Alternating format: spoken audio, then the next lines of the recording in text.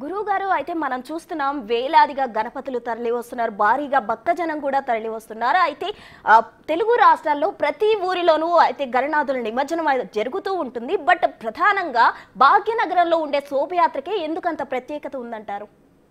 భాగ్యనగరంలోని ప్రజలంతా ఏకీకృతమైనటువంటి భావనతో ఇన్ని లక్షల విగ్రహాలు ఇంత శోభాయమానంగా పురవీధులలో ముందుకు నడుస్తూ అంతా ఆ గణేశుణ్ణి కీర్తిస్తూ కనుల పండువగా ఇంకా ఎక్కడా చూడలేని ఒక అద్భుతమైన ఉత్సవాన్ని ఆవిష్కరిస్తారు. కనుక భాగ్యనగరంలో జరిగే ఈ ఉత్సవం నిజానికి గిన్నిస్ బుక్ ఆఫ్ వరల్డ్ రికార్డులోకి ఎక్కాలేమో, అంత గొప్పగా ఉంది. ఎందుకంటే భిన్నత్వంలో ఏకత్వం భారతదేశం యొక్క ప్రత్యేకత. జాతి ప్రాంత మత భేదాలన్నీ మరచిపోయి అందరూ ఆ గణేశుణ్ణే తలుచుకుంటూ ఆ స్వామిని ఇన్ని రోజులు పూజించినటువంటి ఫలితాన్ని అందుకున్నామన్నటువంటి సంతోషంతో పృథ్వీతత్వాన్ని జలతత్వంలో నిమజ్జనం చేసి అక్కడ నుంచి సూక్ష్మతత్వమైన పరమాత్మకు చేరుకోవటానికి ఇదే మార్గమన్న సత్యాన్ని పెద్దల వాళ్ళ గ్రహించి ఆనంద ఉత్సాహాలతో నాట్యం చేస్తూ పాటలు పాడుతూ ఆ స్వామిని తలుచుకుంటూ ముందుకు నడుస్తున్నారు. కనుక ఇన్ని లక్షల మంది ప్రజలు ఒకే భావనతో ముందుకు నడిచేటువంటి ఈ ఉత్సవానికి ఇంత ప్రత్యేకత ఏర్పడింది. अनेकता में ऐक्य मंत्र को जन जन फिर अपनाता है, धीरे धीरे देश हमारा आगे बढ़ता जाता है. जाति प्रांत और वर्ग भेद को भ्रम से दूर हटाना है, भूख भिखारी और बेकारी इनको आज मिटाना है. कर्म पंथ पर देश को गीता ज्ञान बुलाता है, धीरे धीरे देश हमारा आगे बढ़ता जाता है. భారతదేశంలోని ఐక్యత, వారంతా కలిసి ఉంటే సాధించగలిగినటువంటి ఉన్నతిని ఈ ఉత్సవం ద్వారా మనం కనులరా చూడగలుగుతున్నాం. కనుకనే భాగ్యనగరంలో చేసేటువంటి ఈ గణేష నిమజ్జన ఉత్సవానికి ఇంత ప్రత్యేకత ఉన్నది. దానికోసం ఇందాక మనం ఆ టీవీ విజువల్స్లో చూసినట్టు ఎక్కడెక్కడి నుంచో ఆ ప్రాంతానికి వెళ్ళి అందరితో కలిసి, పక్కవాడి పేరేమిటో తెలియదు, అయినా సరే అందరి హృదయాలలో ఉన్నది ఆ గణేశమూర్తే. కనుక అద్భుతమైన ఏకీకృతమైన భావనను, సంఘటన శక్తిలో ఉన్నటువంటి మాహాత్యాన్ని ఆవిష్కరించే దృశ్యమే ఈ భాగ్యనగరంలో జరిగేటువంటి గణేశ నిమజ్జన ఉత్సవం. అందుకే దీనికి ఇంత ప్రత్యేకత.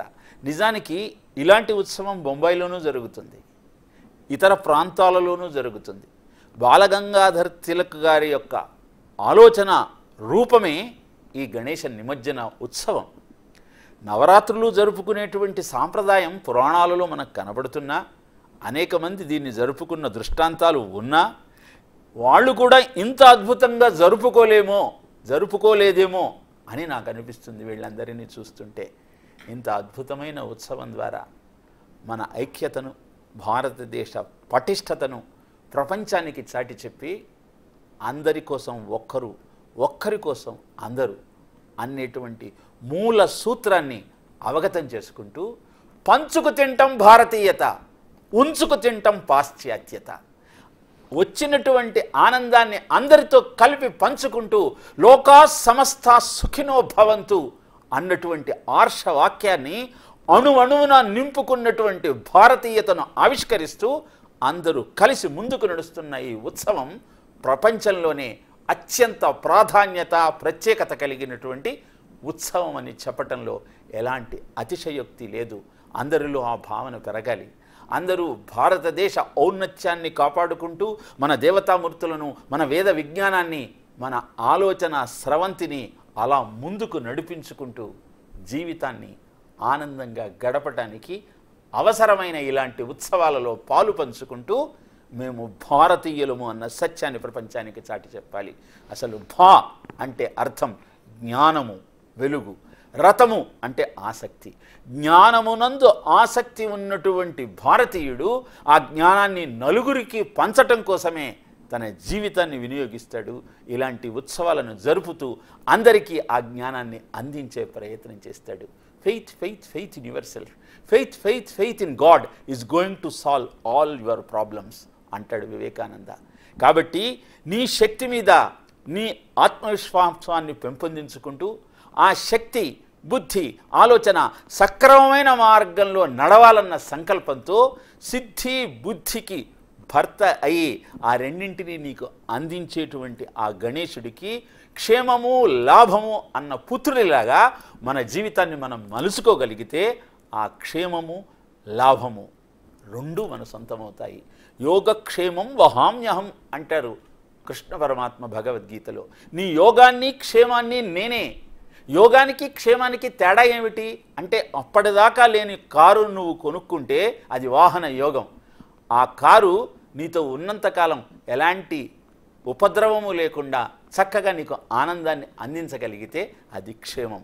ఇలా క్షేమాన్ని లాభాన్ని నీకు అందించే యోగము గణపతిని ఆరాధించటం వల్ల నీకు దొరుకుతుందన్న సత్యాన్ని అంతమంది ముక్తకంఠంతో చాటి చెబుతున్నారు. కనుకనే భాగ్యనగరంలో జరిగేటువంటి ఈ గణేష నిమజ్జన ఉత్సవానికి అంత ప్రాధాన్యత ఉన్నది, అంత ప్రత్యేకత అది సంతరించుకున్నది. గురువుగారు, అయితే కుల మత భేదం లేకుండా అందరూ చక్కగా ఈ నిమజ్జన ఉత్సవాలలో పాల్గొంటున్నారు. అయితే ఒక్క విషయం చెప్పండి గురువుగారు, పార్వతి అలాగే గంగ ఇద్దరు శివుడి భార్యలే, ఇద్దరు సవతులు కూడా. మరి పార్వతి పుత్రుడు గంగ ఒడికి చేయడం వెనుక ఉన్న పరమార్థం ఏంటంటారు? సవతులు అని మీరు అన్నారు కానీ ఆ భేదం వాళ్ళు ఎక్కడా కనిపించలేదమ్మా. ఇంకొకటి, అర్ధనారీశ్వరుడైన శివుడికి పార్వతి నిజపత్ని, గంగాదేవి భగీరథుడు అడిగిన మీదట ఆయన శిరస్సు మీదికి చేరింది. ఎప్పుడెప్పుడు ప్రపంచానికి ఉపద్రవం వచ్చినా గంగా తన యొక్క వంతు పాత్రను పోషించింది. ఇక్కడ కూడా పురాణం ఏం చెబుతుందంటే, పార్వతీపుత్రుడైన వినాయకుడు తనకు కూడా దగ్గర కావాలి అన్న కోరికతో తపస్సు చేసిందిట. చేసిన మీదట గణపతి, నన్ను నీలోనే నిమజ్జనం చేస్తారు, సంవత్సర కాలం పాటు నీతోనే ఉంటా తల్లి అని తల్లికి అభయం ఇచ్చి ఆమె కౌగిట చేరాడు, ఆమె ఒడిలోకి చేరాడు. మనందరికీ కూడా ఆ సత్యాన్ని తెలియజేస్తూ, తల్లిని మించిన దైవం లేదయా, తల్లికి ప్రదక్షిణ చేస్తే చాలు గ్రహ దోషాలన్నీ పోతాయి, అమ్మ కావాలి, ఆ అమ్మ నాకు కావాలి. పొద్దున్నే నిదురలేపి తలంటి బొట్టు పెట్టి తలదుడిచి తీర్థమిచ్చి తాతయ్యను తోడిచ్చి బడికి నన్ను పంపించి కాదు కూడదంటూ నేను మారాము చేస్తుంటే కొట్టుకుంటూ తీసుకెళ్ళి మాస్టారుకు మాట చెప్పి మిరిపంగా నన్ను పెంచిన అమ్మ నాకు కావాలి, ఆ అమ్మ నాకు కావాలి. సాయంత్రం ఇంటికొచ్చి ఏమన్నా పెట్టమంటే నన్ను పీక్కు తినమంటూ అలసిన తా విసుక్కున్న గబుక్కున గారెలుండి గారంగా తినిపించి, చిట్టి తండ్రి పిచ్చి నాన్న ఆకలికి ఆగలేడు, అధికంగా తినలేడు అనుకుంటూ తలనిమిరిన అమ్మ నాకు కావాలి, ఆ అమ్మ నాకు కావాలి. పరీక్షల సమయంలో పట్టుదలగా చదువుతుంటే పిలిచినట్టు పక్కకొచ్చి పెరుగన్నం తినిపించి పక్క సర్ది దిండు పెట్టి పక్కింటి అత్తమ్మతో గర్వంగా చెప్పుకొని ఫస్ట్ ర్యాంక్ నాకొస్తే ఇంట్లో పండుగ చేసిన అమ్మ నాకు కావాలి, ఆ అమ్మ నాకు కావాలి. కామెర్ల వ్యాధితోటి కదలలేక నేనుంటే కళ్ళ నీళ్లు కుక్కుకుంటూ గుండెలకి హత్తుకుంటూ కనకదుర్గ తల్లి ఓలే కనురెప్పను వేయకుండా కనిపెట్టుకు కూర్చున్న అమ్మ నాకు కావాలి, ఆ అమ్మ నాకు కావాలి.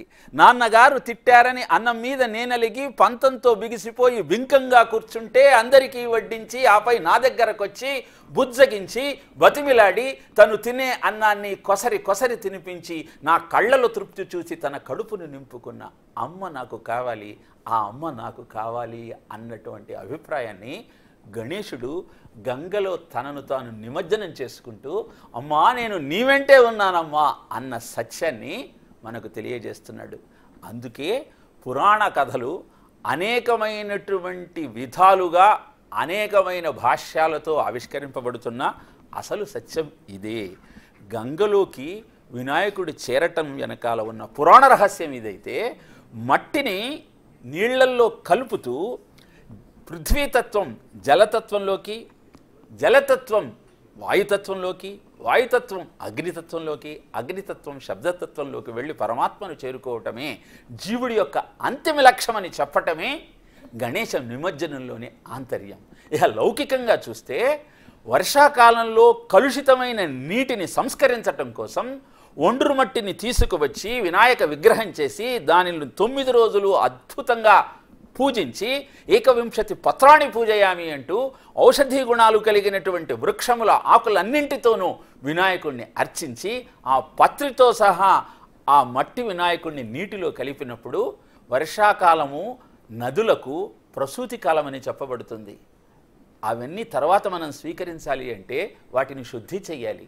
అందుకే ఈ ఔషధీ గుణాలు కలిగిన పత్రులతో ఆ నీటిని శుద్ధి చేసి అనంతరం అందరూ ఆస్వాదించడానికి ఆమోదయోగ్యంగా దాన్ని తయారు చేస్తారు. ఇలాంటి అద్భుతమైన రహస్యాలు పురాణ విజ్ఞంలో నిక్షిప్తమై ఉన్నాయి కనుక ఋషులు చెప్పిన మాటను ఋషులు చెప్పినట్టుగా మనం ఆచరించగలిగితే అద్భుతమైన ఆనందము, ఆరోగ్యము, అభ్యుదయము మన సొంతమవుతుందన్న సత్యాన్ని గుర్తించు వాటిని ఆచరించే ప్రయత్నం చేద్దాం.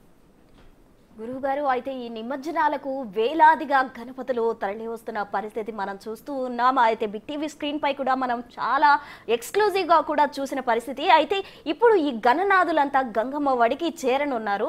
వేలాదిగా లక్షలాదిగా తరలి వస్తున్న ఈ గణపతుల శోభయాత్ర చూస్తుంటే మీకు ఏమనిపిస్తుంది?